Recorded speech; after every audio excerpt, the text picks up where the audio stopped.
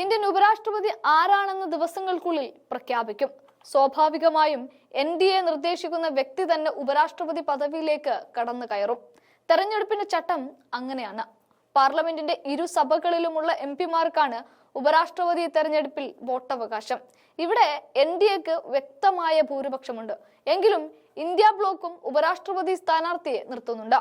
വോട്ടട്ടിമറി വിഷയത്തിൽ പ്രതിപക്ഷ പാർട്ടികൾ ഒറ്റക്കെട്ടായി കോൺഗ്രസിന് പിന്നിൽ അണിനിരന്നു കഴിഞ്ഞിരിക്കുന്ന ഒരു സമയമാണിത്. ഈ ഐക്യം വാസ്തവമാണോ എന്ന് ഉപരാഷ്ട്രപതി തെരഞ്ഞെടുപ്പോടെ വ്യക്തമാകുമെന്ന് കോൺഗ്രസ് പ്രതീക്ഷിക്കുന്നുണ്ട്. എന്തായാലും BJP അവരുടെ ഉപരാഷ്ട്രപതി സ്ഥാനാർത്ഥി പട്ടിക തയ്യാറാക്കി കഴിഞ്ഞു.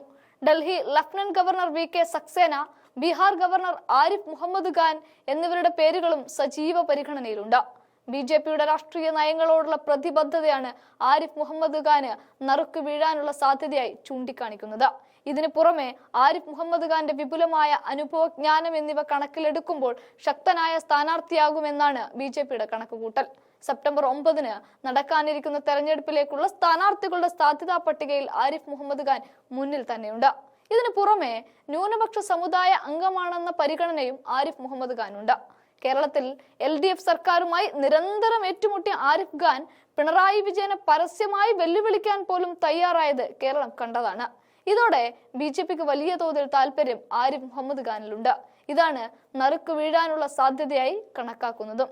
Gujarat governor Acharya Devvrat, Karnataka governor Thaawarchand Gehlot, Sikkim governor O Mathur, Jammu Kashmir lieutenant governor Manoj Sinha എന്നിവരും ഉൾപ്പെടുന്നുവെന്ന് ദേശീയ മാധ്യമമായ NDTV റിപ്പോർട്ട് ചെയ്യുന്നുണ്ട്.